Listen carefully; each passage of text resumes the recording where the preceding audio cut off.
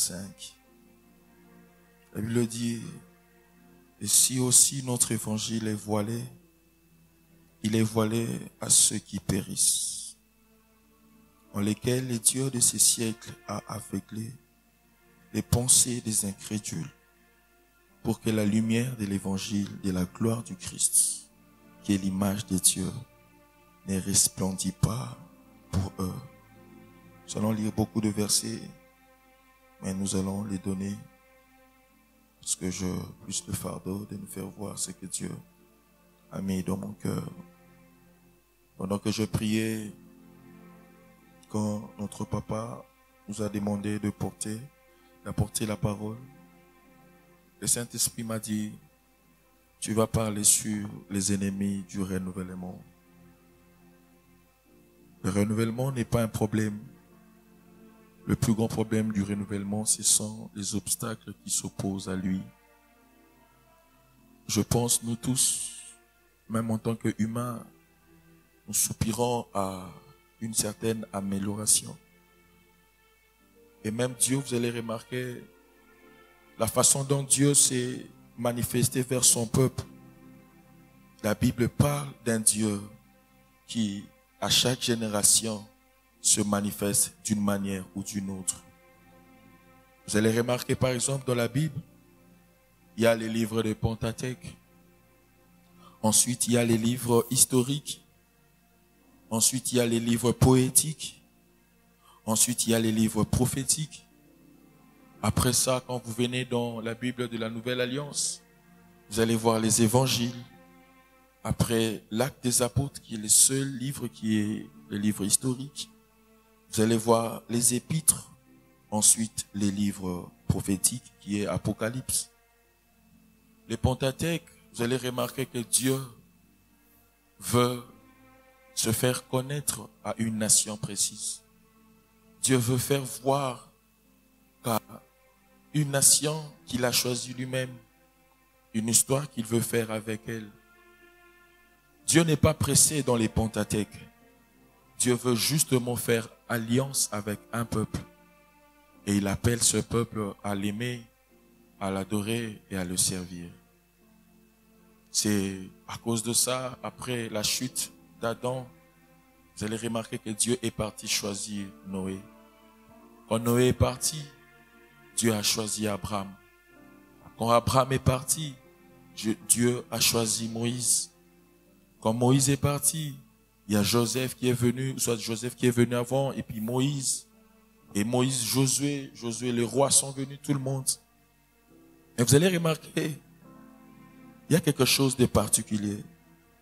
De la façon dont Dieu approche son peuple dans les Pentateuque, c'est-à-dire dans les 5 premiers livres de la Bible.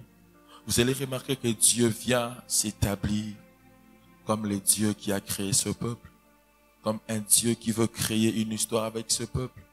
Comme un Dieu qui, au dernier temps, va réclamer à ce peuple de lui appartenir définitivement. Alléluia. C'est même pour ça que vous allez voir dans la Bible des livres comme des Lévitiques, où Dieu lui-même édicte de lois qui vont régir sa relation avec ce peuple. Vous allez voir les livres comme de Nombre, où Dieu lui-même veut vous faire voir qu'il est parmi vous.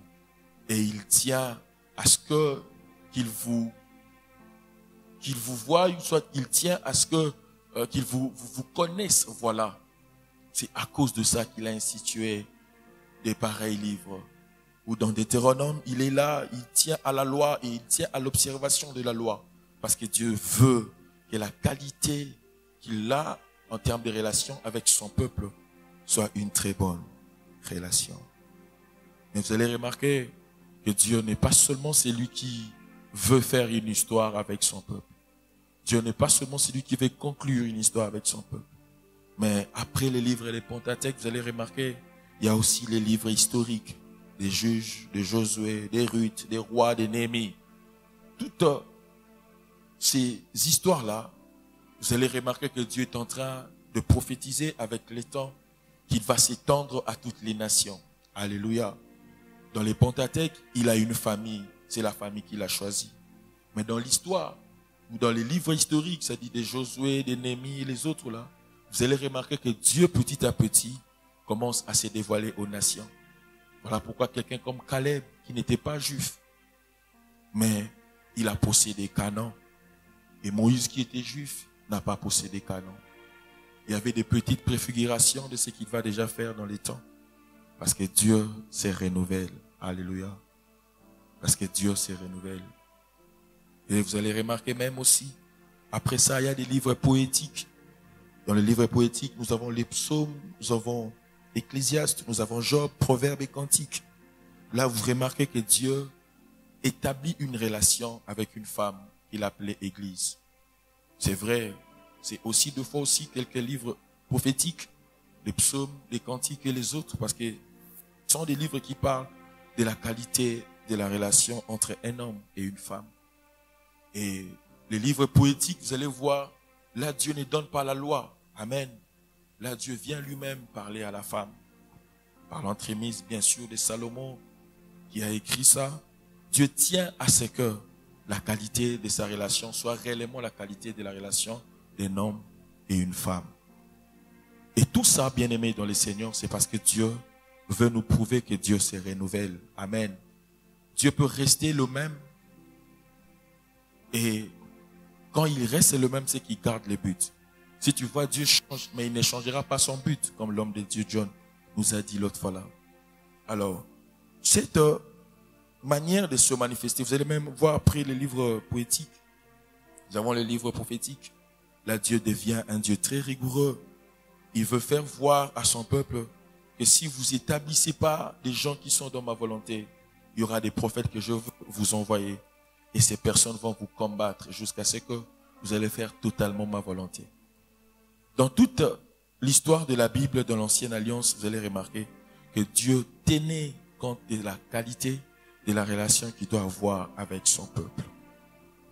Et c'est à cause de ça qu'il a suscité des prophètes, de Jérémie, des Esdras, de Daniel, de Joël, de Michée, tout ça.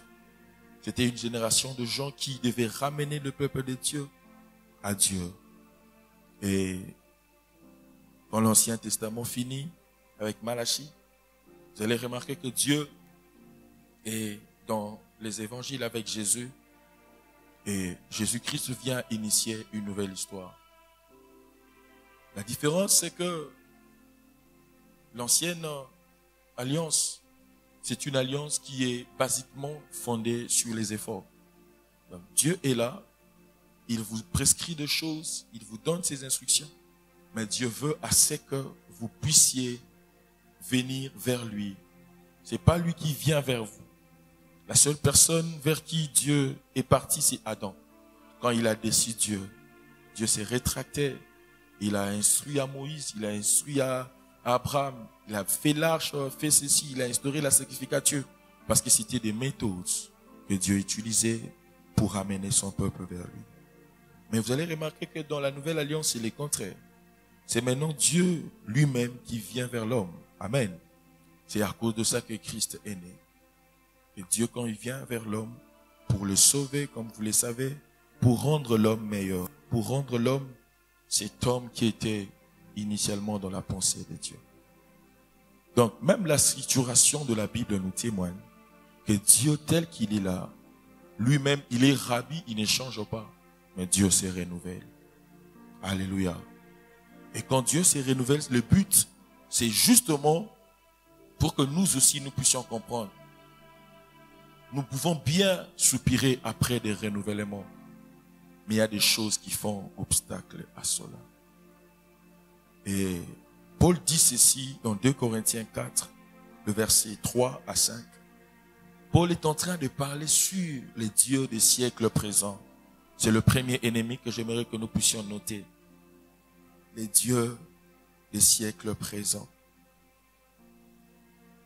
Paul dit, si mon évangile jusque-là est voilé, il n'est pas voilé parce que moi je veux que ce soit voilé. Mon évangile est voilé parce qu'il y a quelqu'un qui aveugle l'intelligence des gens. Il y a quelqu'un qui jette un voile dans le rapport entre Dieu et son peuple. Et l'apôtre Paul appelle ces messieurs les dieux de ces siècles. Frère, le premier ennemi de ton renouvellement, l'apôtre Paul appelle les dieux de ces siècles. Paul dit, le but pour lequel nous annonçons l'évangile, c'est parce qu'au travers de l'évangile, les gens doivent voir la splendeur de la gloire de l'évangile du Christ, qui est l'image de Dieu vivant. Mais c'est même Paul-là se rend compte que beaucoup de gens vers qui il annonce l'évangile, ils saisissent pas la portée de cet évangile. Beaucoup de gens vers qui la bonne nouvelle est annoncée, ces gens-là ne comprennent pas cet évangile parce que tout simplement sur ces personnes, il y a un voile qui est jeté et ce voile-là travaille avec incrédulité à cause de ces dieux que Paul appelle les dieux de ces siècles présents. Par métaphore, l'apôtre Paul veut dire quoi par là? Que dans chaque génération, dans chaque époque, il y a toujours un être qui n'est pas Dieu, mais qui, cet être-là, attire l'attention des gens. Parce que qui dit Dieu, dit un être qui est supérieur, à qui nous devons vénérer, n'est-ce pas? À qui nous devons donner notre adoration, à qui, bien aimés, nous sommes influencés d'une manière ou d'une autre par lui. Mais dans ces contextes ici, les dieux dont on parle, ce n'est pas seulement un être. Dans ces contextes, les dieux dont il parle, c'est une influence. Ce sont des caractéristiques qu'on peut dégager dans une génération. Et vous allez remarquer dans notre siècle aussi, il y a un Dieu de ces siècles. Et il se peut aussi, nous qui écoutons l'évangile ou la parole de Dieu, nous sommes sous l'influence de ces dieux-là.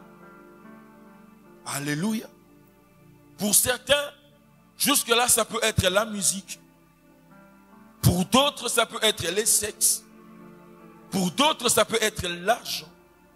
Pour d'autres, ça peut être, bien aimé, je ne sais pas, Facebook, WhatsApp, je ne sais pas quoi. Mais Paul reconnaît que l'évangile a un problème. C'est que les gens pour qui Dieu destine l'évangile, ces gens-là n'ont pas la capacité de retenir l'évangile. Parce que tout simplement, ils sont en train de périr. Parce qu'il y a un Dieu qui est dans leur siècle, qui jette le voile de l'incrédulité. Mon frère, ce soir, Dieu me dit, te dit, si tu veux un renouvellement, tu dois apprendre à dominer les choses qui dominent les autres. Si tu veux un renouvellement, toi, tu dois assujettir les dieux des siècles présents. Frère, la Bible parle de la séduction du temps actuel. Ce qui est sûr, comme je viens de le dire, les siècles présents dont on parle avec son Dieu, c'est toutes ces choses qui ont une certaine influence sur nos pratiques et qui peuvent même dicter notre volonté. Il y a des enfants de Dieu, malgré tout, on leur a annoncé la parole de Dieu. Mais ils ont un problème. C'est que jamais ils vivent la volonté de Dieu. Tout ce que Dieu peut leur interdire, c'est ce qu'ils font. Et tout ce que Dieu peut leur autoriser, c'est ce qu'ils n'arrivent pas à faire. Alléluia. Et pendant que je priais, Dieu m'a dit, il y a 3 réalités aujourd'hui dans la vie chrétienne que beaucoup de chrétiens ne font pas attention. La première, ce sont les oppressions. La deuxième, ce sont les obsessions. Et la troisième, ce sont les possessions. Les oppressions, tout le monde peut être victime. On peut être opprimé à tout moment ou oppressé à tout moment. Mais il y a un problème, frères et sœurs. Si tu ne gères pas les oppressions de ta vie, ces oppressions peuvent exercer une certaine influence pour devenir des obsessions. Le mal avec les obsessions, le voici. C'est que les obsessions, frères et sœurs, ce sont des choses que nous subissons mais sans que nous ayons la volonté de nous en débarrasser. C'est un péché que tu ignores quand tu es devant les gens, mais ta conscience sait et le connaît. Mais toi-même, tu sais que tu n'arrives pas à abandonner. Ce péché a commencé d'abord à t'oppresser. Et il t'a vaincu dans l'oppression. Il est devenu une obsession. Et les obsessions, souvent, elles se manifestent dans des périodes. C'est-à-dire, tu vas remarquer qu'il y a des choses où tu fais cycliquement. Et que tu le fais cycliquement sans volonté de le faire. Mais tu te retrouves en train de le faire. Et ça prouve que le Dieu de ces siècles a un voile sur toi. C'est comme Paul qui dit, ce que je veux faire, c'est pas ce que je fais. Ce que je ne vais pas faire, c'est ce que je fais. C'est ça l'obsession. Mais le plus haut niveau, frères et sœurs, ce sont des possessions. Dans les obsessions, tu les subis périodiquement. Mais les possessions, ce sont des choses qui sont là permanentes. Mais elles te détruisent. Alléluia. Le comble, c'est que tu peux écouter la parole. Tu désires assez que Dieu vienne t'en délivrer. Mais tu te rends compte, c'est comme si rien ne se passe. Si déjà tu es dans cette catégorie, il faut voir les hommes de Dieu. Alléluia. Paul dit ceci, ces gens-là ne peuvent pas voir la splendeur de la gloire de l'évangile du Christ, qui est l'image de Dieu. En soit, quand on nous annonce l'évangile, c'est pour qu'au travers de l'évangile que nous puissions voir la gloire de Dieu, que nous puissions voir Christ se manifester. Mais il y a des gens qui, année après année, ne sont pas à mesure de voir Jésus, parce que tout simplement sur leur vie, un voile est jeté. Ma prière ce soir, c'est que Dieu doit briser ces choses.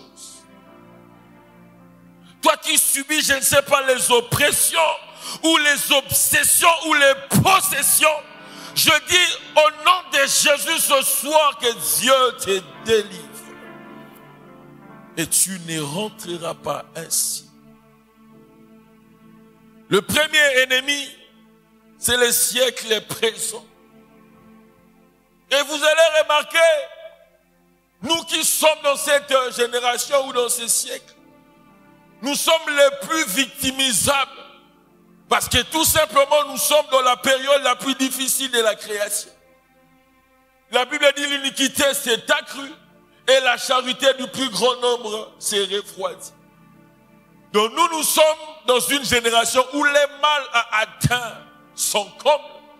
Et non seulement le mal a atteint son comble, la seule chose pour bien aimer pallier au mal, c'est l'amour. Mais la Bible dit l'amour au contraire maintenant a rabaissé. Donc si tu blagues avec la vie chrétienne, tu vas en payer cher. Et si tu sens que jusque-là, tu as un problème de volonté, ou quand on annonce l'évangile, pour toi l'évangile jusque-là est voilé. La Bible dit c'est lui qui le fait, c'est le Dieu de ces siècles. C'est l'influence, c'est une domination, c'est une autorité qui s'exerce sur toi. Et elle a déjà de l'ascendance et tu n'as plus de volonté. Ce soir, Dieu va te délivrer. Et je suis sûr et certain que Dieu va te délivrer. Le deuxième ennemi dont Dieu m'a dit clairement du renouvellement, c'est Tiba. Dis avec moi Tiba. Tiba, c'est qui? Tiba, c'est le serviteur de Saoul. La Bible dit que Tiba, c'était le plus grand serviteur de Saoul. Et il a aussi travaillé un tout petit peu avec Jonathan. Mais vous allez remarquer qu'il y a un problème. Le jour où, dans 2 Samuel 9, le jour où David a demandé à Tiba, est-ce que restait-il quelqu'un dans la lignée de Saoul pour que je fasse pour lui du bien à cause de Jonathan, son père? Frère, la Bible dit, Tiba dit ceci, oui, il reste quelqu'un. mais il est perclus des pieds. Tiba, on ne t'a pas demandé la condition de cet homme-là. On t'a demandé si réellement il reste quelqu'un à qui on veut faire du bien, à qui on veut faire manifester la bonté de Dieu. Mais écoutez la réponse de Tiba. Tiba, oui, il dit oui, il y a quelqu'un. Et il dit aussi les défauts de ces messieurs. Les deuxièmes ennemis du renouvellement, ce sont des Tiba. Ce sont des gens, frères et sœurs, où à chaque fois Dieu veut te visiter et il présente tes défauts à Dieu. Ce sont des gens qui ne peuvent pas témoigner de ta vie tel que tu les vis ou tel que tu l'expérimentes.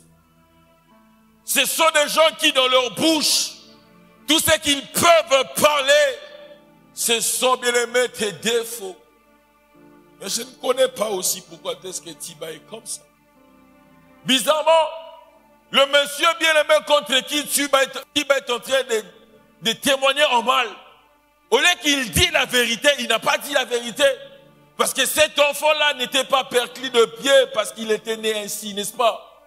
N'est-ce pas? Mais comment est-ce que Tiba n'a pas le pouvoir de dire complètement ou totalement les circonstances qui avaient occasionné, bien aimé, la perte de la mobilité de ces jambes-là? Tout ce que Tiba peut dire, c'est que oui, il reste quelqu'un, mais il est boiteux. Les Tiba, ce sont des gens qui, quand ils parlent de toi, ils parlent que en mal. Autrement, ce sont des gens qui vivent avec toi dans le présent, mais qui ramènent toujours ton passé. Frère, la Bible dit ceci. Ne pensez plus aux événements passés. La Bible dit, hein, ne pensez plus aux événements passés. Les Tiba, ce sont des gens qui, dans ta vie, ils ne connaissent pas ces versets. Tout ce qu'ils présentent de toi, ce sont que les défauts. Il faut leur rappeler que ma Bible me dit, pour ma vie, on ne doit plus penser aux événements passés. Et la Bible dit, pourquoi est-ce que tu ne dois plus penser aux événements passés? La Bible dit parce que Dieu est sur le point d'arriver. Et il veut faire une nouvelle chose. Tu ne connais pas cette chose-là. Et Dieu dit, il peut créer dans les déserts des chemins. Il peut effrayer dans des solitudes, bien-aimés dans le Seigneur, des chemins. Tiba, lui, est allié. Pona Tiba, yo, nyongo bongwa mawana, o bongwa mate.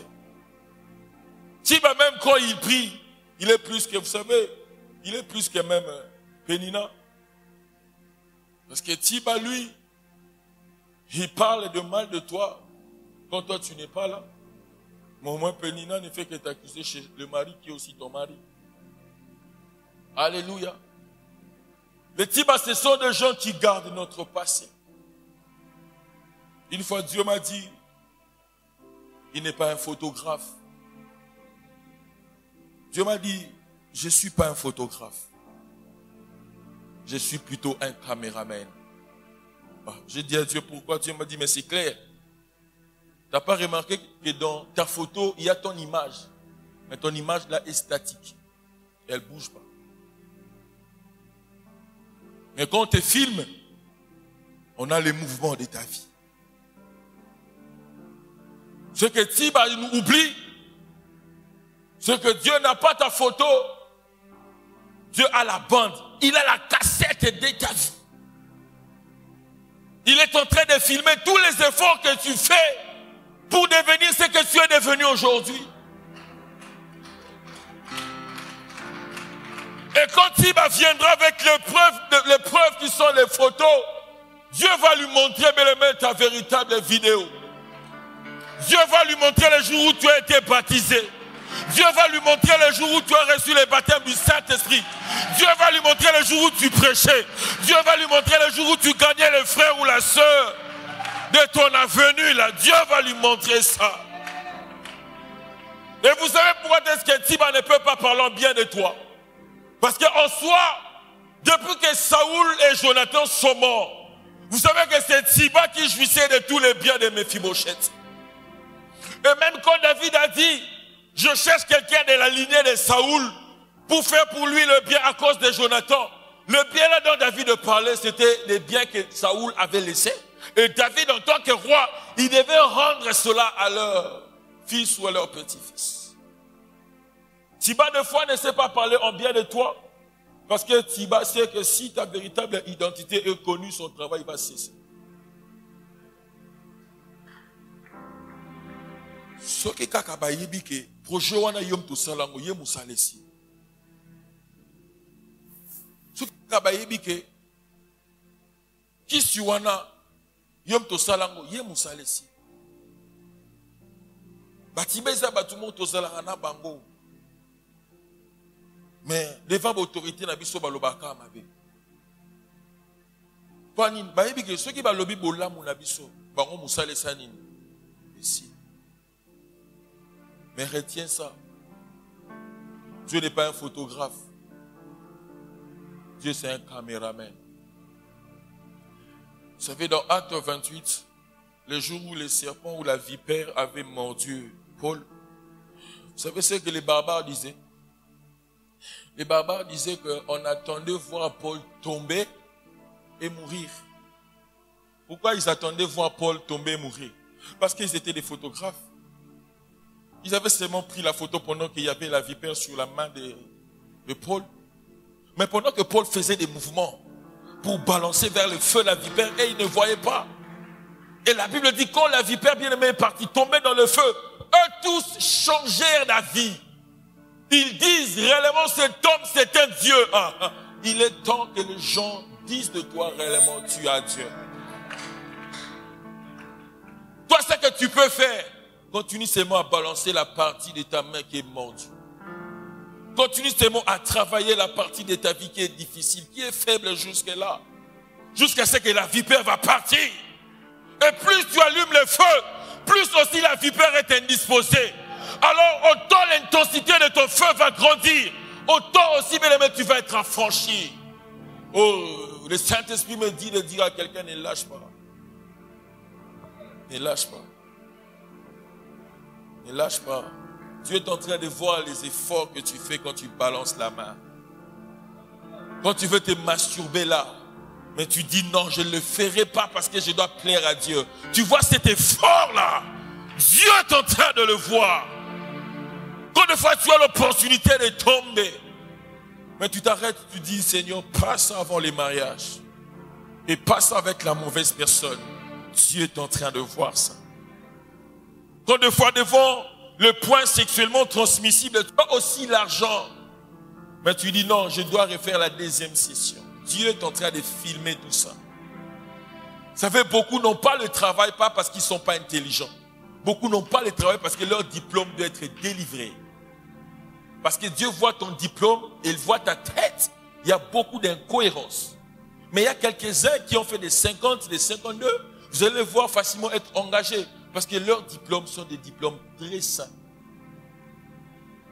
Alléluia. Ce que je te demanderai, ne suis pas Tiba. Toi, tu es Mephibosheth. En soi, Mephibosheth, c'est l'image de ce que nous étions avant Jésus. Alléluia. Mephibosheth, c'est l'image des chrétiens, mais dans l'ancienne alliance. Pourquoi? C'est clair, non? Ça dit, David dit ceci. Mephibosheth, avant qu'on fasse pour lui du bien, on doit d'abord retracer sa lignée, n'est-ce pas? C'est-à-dire de lui-même, il n'a droit à rien. Pour qu'il jouisse de quelque chose, il faut qu'on retrace sa lignée. Et aussi, quand on va retracer cette lignée, il faut qu'il y ait quelqu'un qui a une alliance avec David. Ça, c'est nous bien aimés dans l'ancienne alliance. Mais dans la nouvelle alliance, on ne retrace pas la lignée. Dans l'ancienne alliance, tu es justement chrétien, un point très bas. On ne reviendra pas à la ligne d'en bas, on s'arrête là. Parce que Jésus est mort, bien plus il est ressuscité. La Bible dit, personne ne peut te condamner Parce que sur toi, tu portes les marques de Jésus. Alléluia. Mon frère, ne sois jamais Tiba. Ma soeur, ne sois jamais Tiba. Tiba n'accepte pas que la vie de Méphibosheth change. C'est-à-dire à chaque fois que David veut renouveler la vie de Méphibosheth, Tiba n'aime pas ça. Frère, ma soeur, il faut toujours prier que pour ton mariage, que Tiba ne soit pas là.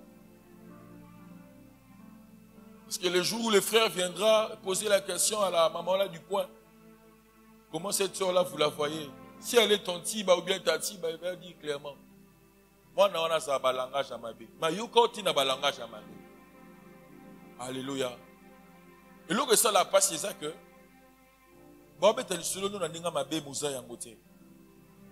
Il fallait que Tiba dise ceci.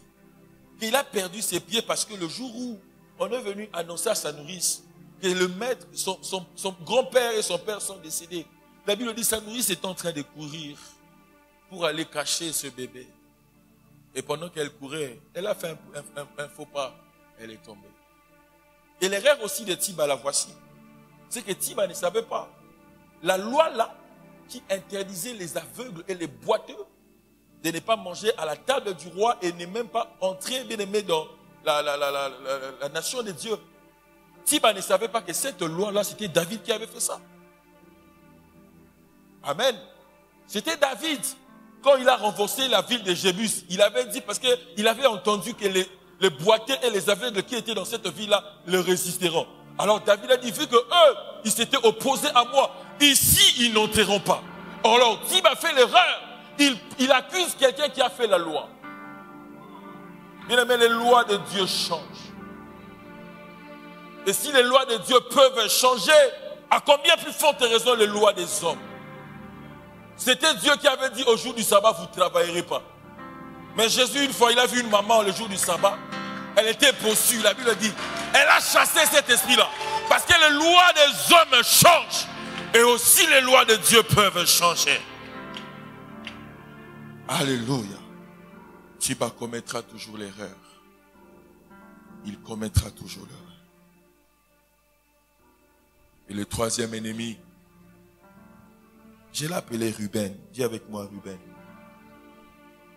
En tout cas, Ruben, c'est parmi nos aînés de la foi que je trouve les plus compliqués ou les moins intelligents. Nous sommes dans Genèse 35. Dans Genèse 35, en fait, il y a quelque chose.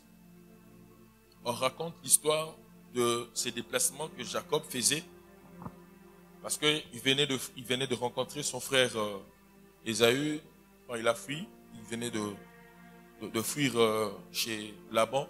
Il a ramené les biens, tout ce qu'il avait fait, les femmes, tout.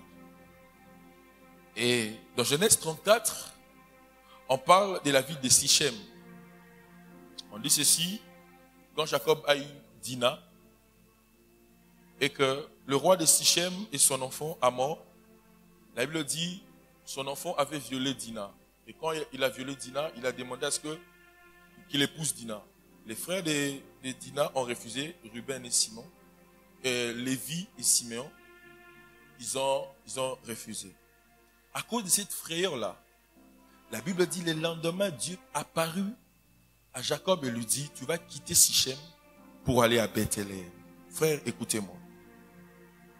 Pendant que Jacob voulait quitter Sichem pour aller à Bethléem, la Bible dit, Dieu lui dit ceci, tu ne quitteras pas Sichem avec les dieux étrangers que tu as. Non seulement tu ne les quitteras pas avec les dieux étrangers que tu as, tu vas demander à ce que toutes les personnes qui portent les anneaux ou des boucles d'oreilles, parce que c'était des histoires qui ont été faites avec les dieux de Laban, Dieu insiste à Jacob que tu ne peux pas aller vers Bethléem avec ces histoires. Jacob accepte et il lègue les choses, il sacrifie ça, il fait même un autel, il fait une prière, il dit à Dieu, merci pour la délivrance et je suis en train de rentrer vers Bethel. Mais il y a un problème. C'est que Jacob, avant d'aller à Bethléem, il doit passer par Bethel. Quand il arrive à Bethel, la Bible dit la distance qui était entre Bethel, Ephrata et Bethléem était très grande. Et cette distance-là, pendant que Jacob est en train de ramener toute sa famille aller vers Bethléem, la Bible dit ceci. Rachel était enceinte de Benjamin. Rachel a perdu d'abord sa nourrice et ensuite elle a perdu la sage-femme. Mais la sage-femme avait dit ceci à Rachel. Afin que tu arrives à Bethel, tu vas accoucher. Mais elle a vu que Rachel était mourante. Quand Rachel a accouché Benjamin, Rachel l'appelle Ben-Oni, ce qui veut dire fils de la douleur. Et quand Rachel décède, Benjamin est né. La Bible dit, Jacob est venu. Il dit, non, tu ne t'appelleras pas Ben-Oni. Tu vas t'appeler Benjamin, qui est le fils de ma droite ou le fils de ma force. Frère, le papa de Ruben venait de finir avec toute une série de difficultés ou de problèmes. La Bible dit dans le verset 16, justement quand il a fini le deuil de sa femme Rachel, Ruben, lui, il vient, il prend la femme, une des femmes de son père, Bila, il couche avec elle. Les Ruben, ce sont des gens qui te font du mal. À chaque fois, un cycle de mauvaises choses veulent finir. C'est-à-dire, à chaque fois que tu veux vivre une bonne gloire, une bonne chose, et ils viennent toujours compléter ça avec quelque chose de pire. Jacob pensait qu'il a vaincu Ésaü, il a vaincu Laban. Et voilà qu'il s'est en débarrassé de Sichem. Et Dieu a repris même sa femme Rachel, pour qui il avait beaucoup travaillé. Jacob pensait que voilà, les cycles de ces mauvaises choses viennent de finir. Et c'est le moment où Ruben choisit pour récupérer Bila et coucher avec elle. Les Ruben, ce sont des gens qui, quand toi tu fais des efforts pour finir avec des choses qui te font mal, Ruben, lui, il pense comment est-ce qu'il va prolonger ça. En soi, il était fatigué, Jacob. Parce que toute sa vie, il n'a fait que fuir. Et la ville où Dieu lui était apparu, c'était Bethel. Et voilà que Benjamin est né dans cette ville. Il fête la naissance de Benjamin. Et là, il pleure aussi sa femme, Rachel. Pendant qu'il a fini, bien aimé dans le Seigneur, de faire des sépulcres de sa femme, il apprend que Ruben a pris l'une de ses femmes. Et il a couché avec elle. Un des ennemis de ton renouvellement, c'est Ruben. Tout ce que toi tu fais comme effort, Ruben, lui, sait comment dissiper ça. Tout ce que toi tu fais pour te rendre meilleur, Ruben, lui, va venir. Il va t'ajouter encore un autre problème. Tu te bats pour avoir des solutions de tout ce que tu as comme problème. Ruben, lui, il est là. Il attend que tu finisses les deuils là. Selon toi, c'est les derniers. Et justement, quand il va voir que tu as fini avec les sépulcres de Rachel, Ruben, il vient. Il prend ta femme. Il part coucher avec elle. Alléluia. Frère, il faut bien prier dans la vie. Que dans ton équipe, que Ruben ne soit pas là. Ruben, il est différent de Tiba. Tiba, lui, il parle en mal. Mais Ruben, lui, il fait le mal. Je disais, Ruben, lui, il te fait le mal. Tout ce que toi, tu peux faire, il va prolonger ça. Pas en bien, mais en mal. Frère, la Bible dit ceci. Quand Dieu fait sortir Abraham de la maison de son père et de sa mère, Dieu a conclu une alliance avec Abraham. Il a dit à Abraham, toutes les nations de la terre seront bénies au travers de toi. Et de toi sortiront le roi, de toi sortiront les nations qui seront puissantes.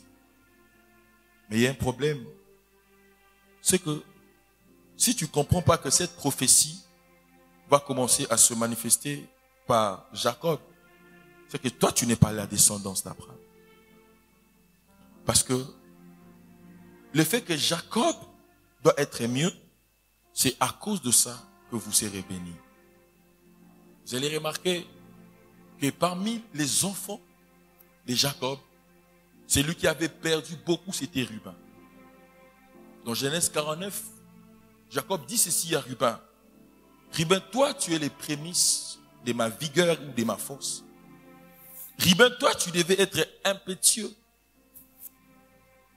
Mais tu as perdu la prééminence. Tu as perdu l'autorité, tu as perdu l'ascendance que tu avais sur tes frères. C'est à cause de cette désobéissance-là de Ruben que la tribu de Joseph s'était manifestée, la tribu de Judas s'était manifestée, et même la tribu de Lévi s'était manifestée. Tout l'héritage de Ruben, Dieu avait partagé ça à ses 3 hommes ou à ses 3 frères. Parce que Ruben n'a pas pu gérer l'état du cœur de son père. Il a prolongé ça au mal et il a perdu tout ce qu'il avait.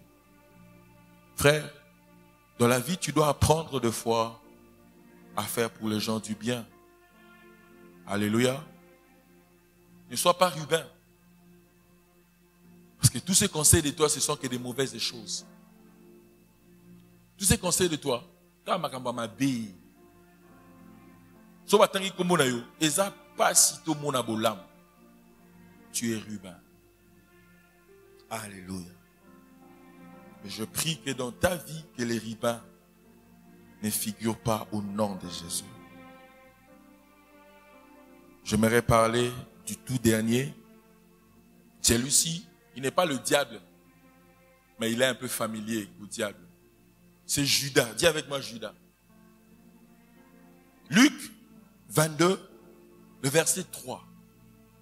La Bible dit ceci. Satan lui-même entra en Judas.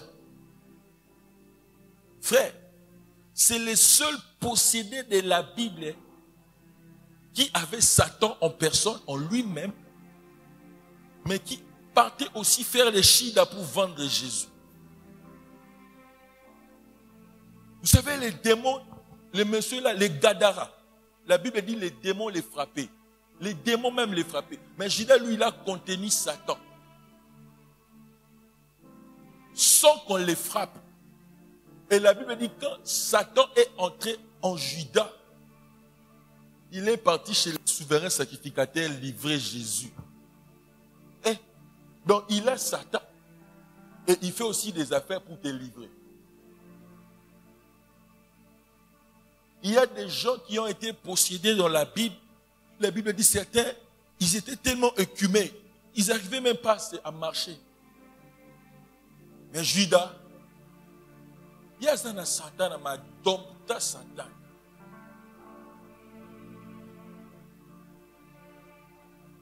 Et puis, ceux qui Satan a côté pas naïe, à quel cop. Et puis, le bien cop en haut, c'était pour aller livrer Jésus. Donc, à quel calmement au teka Jésus. Pour ça, Satan a katinaï. En soi, vous savez, ce n'était pas des soldats romains qui avaient tué Jésus. En soi, la personne qui avait tué Jésus, c'est Judas. Vous savez ça? Les soldats romains n'avaient fait que cristalliser l'élément là intentionnel. Mais la personne qui avait la volonté de vendre Jésus, c'est Judas. Les Judas, ce sont des gens qui, dans ta vie, ils ont un seul verbe, te livrer. Yé consignons sa paix sa kayo na vie na yé, à livre kayo kaka. Et tu te rends compte que quand il te livre, c'est toi qui subis. Tout ce que lui a, il n'a que des remords.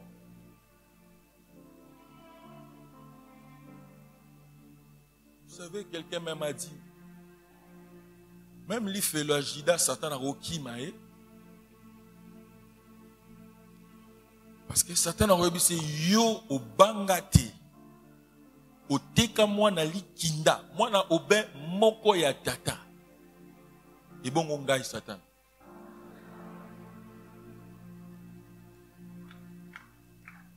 Donc la première personne qui va créer les troubles en enfer, c'est Jida. Parce que ce cas Jida, péchi mou Congo, Satan a fait tout dans démon. Akeno lobani, akeno botunaye.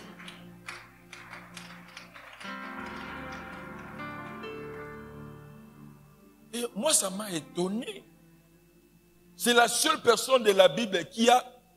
Et puis bizarrement la Bible ne dit pas que Satan l'avait possédé. C'est vrai. Quand il est dans un corps, automatiquement il te possède. Mais moi j'aurais bien voulu lire ces détails-là. Hein? C'est-à-dire que quand Satan est entré en lui, il fut possédé. La Bible ne dit pas ça. La Bible dit quand Satan est entré en lui, il est parti voir le souverain sacrificateur pour livrer Jésus. Donc ce sont des gens, frères. Tout ce qu'il peut faire pour toi, c'est te livrer. C'est cet ami-là que tu as. Qui tout ce qu'il te dit, les akaba shida. Yago shina.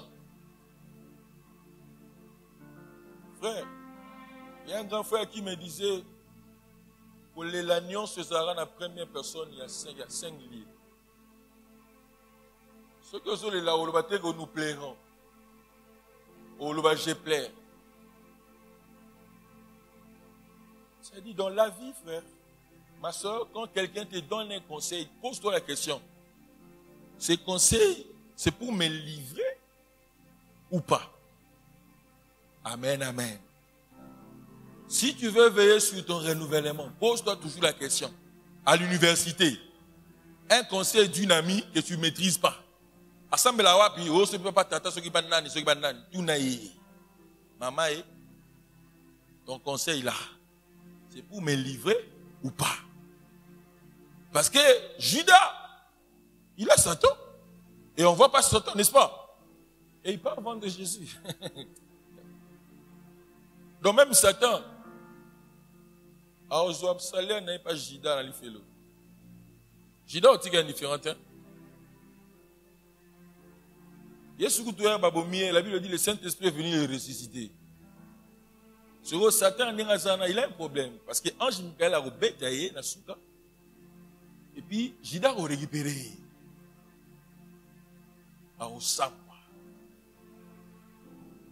Est-ce qu'on peut se tenir debout?